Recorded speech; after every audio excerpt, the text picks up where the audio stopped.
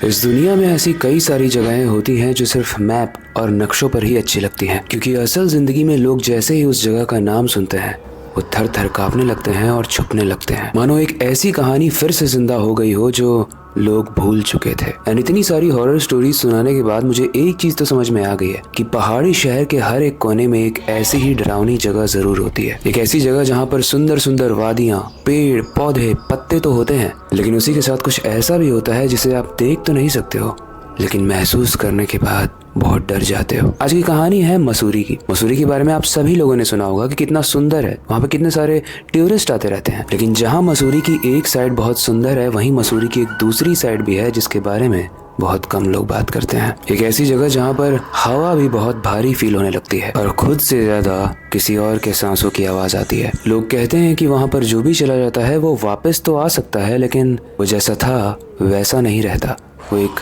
Zombie बन जाता है। आज की कहानी बाकी कहानियों से काफ़ी ज़्यादा डिफरेंट है और इंटरेस्टिंग है, लेकिन एक बात मैं बता दूं, इस कहानी के अंत तक आपको डर तो लगेगा ही, लेकिन उसी के साथ शायद आप इमोशनल भी हो जाओ। तो ऐसा क्या है इस कहानी में, वही स्टार्ट करते हैं। लेकिन उससे पहले हेलो गाइस, मेरा नाम है अविनाश कुमार और आप देख रहे हो सीखा ऑफिशियल शो हॉरर स्टोरीज।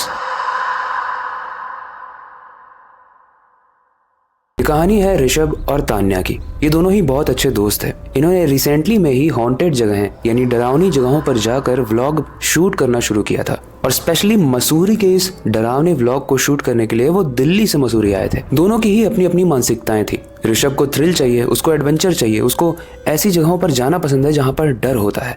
वहीं तान्या को सच जानना होता है। जब उन्होंने अपने डरावने यूट्यूब चैनल की शुरुआत की थी तो वहाँ पे शुरू में तो उनको बहुत अच्छे व्यूज आ रहे थे, लेकिन अब ऑडियंस डिमांड कर रही थी एक ऐसी जगह के व्लॉग की जहां पर सच में उन्हें कुछ दिख पाए, एंड वो आपको भी दिखेगा। तभी ऋषभ और तान्या की नज़र उनके यूट्यूब के कमेंट सेक्शन में पड़ती है और वहां पर एक सजेशन आया होता है कि अगर आपको सच में एक हॉरर व्लॉग बनाना है तो आप दिहार माइंस जाओ। ऋषभ खुश हो जाता है और बोलता है कि परफेक्ट जगह मिल गई, हम यहीं पर जाएंगे। लेकिन उस दिहार माइन में जाने से पहले जब ऋषभ इसके बारे में और ज्यादा रिसर्च करता है इंटरनेट पे, तो उसे जो दिखता है वो देखने के बाद उसके होश उड़ जाते हैं। वो एक कहानी पढ़ता है और इस कहानी की शुरुआत में लिखा हुआ था कि उस दिहार माइन में चीखें सुनाई देती है, लेकिन मरे हुए लोगों की। उसके बाद ऋषभ ने इसकी डरावनी स्टोरी पढ़ी, जिसकी वजह से उसे पता चला कि ऐसा क्या हुआ था इस माइंस में, जिसकी वजह से आज ये हॉन्टेड है। गाइस 1990 के दौरान यहाँ पर 50,000 से ज्यादा मजदूर उस माइन के अंदर जाकर काम किया करते थे, लेकिन कोई भी सेफ्टी नहीं थी, ना कोई मास्क था और ना ही उस माइंस में से जो जहरीली गैसेस निकलती थी उसका कोई प्रॉपर एग्जॉस्ट था जिससे वो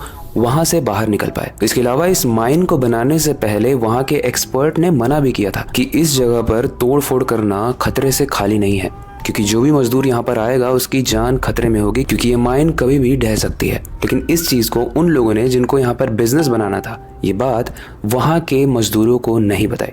अब क्योंकि मजदूरों की जिंदगी उनकी दिहाड़ी पर ही चलती है, तो वो हर रोज आते, भूखे प्यासे काम करते और अपनी दिहाड़ी लेकर चले जाते। काफी लोग वहाँ धीरे धीरे बीमार भी पड़ने लगे थे वहाँ के जहरीली गैसेस की वजह से, लेकिन कोई भी उन पर ध्यान नहीं दे रहा था। मानो वो जो मजदूर थे वो कोई इंसान नहीं बल्कि कोई जानवर थे या रोबोट्स थे, उनसे बस काम कराओ। एक दिन जब वो सारे ही मजदूर बैठकर वहां पर काम करने के बाद खाना खा रहे थे तो दिहार माइन में बहुत बड़ा ब्लास्ट हुआ और जिसके वाइब्रेशन की वजह से पूरी की पूरी माइन ढह गई। उसके बड़े बड़े पत्थर सारे ही मजदूरों पर गिर गए और रातों रात 50,000 मजदूर कुछ ही सेकंड्स में मर गए। ऐसा माना जाता है काफी लोग उसमें दबे हुए थे जो जिंदा थे, लेकिन वहां के बिजनेसमैन ने उनको बचाना जरूरी नहीं समझा, क्योंकि वो मानता था कि उसके पैसे वेस्ट हो जाएंगे इन लोगों की हेल्प करने में। एंड गाइस यही रीजन है कि माना जाता है कि आज भी उस माइंस के अंदर जो भी जाता है, पत्थर के पीछे से किसी के सांस लेने की, किसी के चलने की और किसी के हेल्प मांगने की आवाज आती है। लेकिन ये सारी ही कहानी जब ऋषभ ने पढ़ी थी तो ये उसने तान्या को ही बताई, लेकिन तान्या थोड़ी सी सेंसिबल लड़की थी। वो बोलती है कि ये चीजें सच है या झूठ ये तो हमें वहां पर जाकर ही पता चलेगा, हमें अभी विश्वास नहीं करना चाहिए। लेकिन गाइस जैसे ये दोनों माइंस के पास पहुंचते हैं, तान्या उतरती है, ऋषभ उतरता है और ड्राइवर भी बोलता है कि आप दोनों अंदर से आइए, मैं यहीं पर आपका वेट करूंगा। लेकिन तान्या को कुछ महसूस होता है, कुछ महसूस जिसकी वजह से उसके चेहरे का रंग उड़ जाता है। लेकिन ऋषभ एकदम नॉर्मल था, वो हंसकर बोलता है चलो कुछ हॉरर व्लॉग मिल जाएगा, मजा आएगा। अब जैसे जैसे वो लोग माइंस के अंदर जा रहे हैं वहां पर सब कुछ अजीब था। हवा में एक भारीपन था, जंगल का आसपास का सन्नाटा था और जैसे जैसे वो लोग आगे बढ़ रहे थे वहाँ पर एक बहुत ही गंदी सी सड़ी हुई स्मेल भी थी। अब ऋषभ अपने कैमरे को ऑन करता है, माइक सेट करता है और उस माइक से उसके हेडफोन में एक अजीब सी आवाज़ आती है। एक आवाज़ जिसमें जैसे ही वो माइक के वॉल्यूम को तेज़ करता है उसे सुनाई देता है कि एक बहुत ही डरावनी आवाज़ में एक औरत बोल रही है कि मुझे बचाओ। तान्या तुरंत ऋषभ को बोलती है कि प्लीज़ कैमरा ऑफ करो। शायद कैमरा ऑन करने की वजह से ये सारी एक्टिविटीज़ और गतिविधियाँ हो रही हैं। और जैसे जैसे वो लोग धीरे धीरे आगे बढ़ते हैं तान्या थोड़ी देर में ऋषभ को बोलती है, ऋषभ तुम्हें वो दिख रहा है सामने क्या है?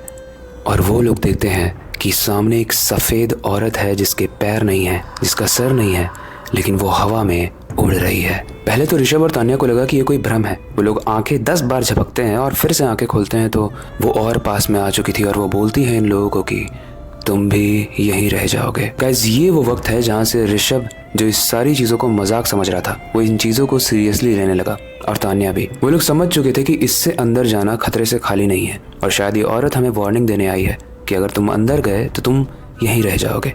इसलिए उन दोनों ने ही पीछे मुड़कर भागना शुरू किया, लेकिन जितनी दूर वो अंदर आए थे उससे भी ज़्यादा दूर तक वो भागे जा रहे थे, लेकिन वो बाहर नहीं निकल पा रहे थे, मानो वो किसी भूल भुलैया के अंदर आ गए हों। तभी तान्या गिर जाती है और ऋषभ उसका हाथ पकड़ के उठाने की कोशिश करता है, लेकिन जैसे ही ऋषभ तान्या का हाथ पकड़ता है वो एकदम बर्फ जैसा ठंडा हाथ था। एक सेकंड के लिए ऋषभ को लगा कि ये तान्या का हाथ नहीं है, ये शायद किसी और का हाथ है, शायद किसी मरे हुए इंसान का। किसी तरीके से वो लोग भागते हुए गेट तक तो पहुंचे, लेकिन उसके बाद पत्थर से टकराने के बाद दोनों ही गिरकर बेहोश हो गए। जब तान्या और ऋषभ दोनों ही होश में आते हैं तो वो देखते हैं कि सामने उनका ड्राइवर है, वो हॉस्पिटल में लेटे हुए हैं एंड ड्राइवर उनसे बोल रहा है कि तुम लोग बच गए, वरना ज़्यादातर लोग बचते नहीं हैं।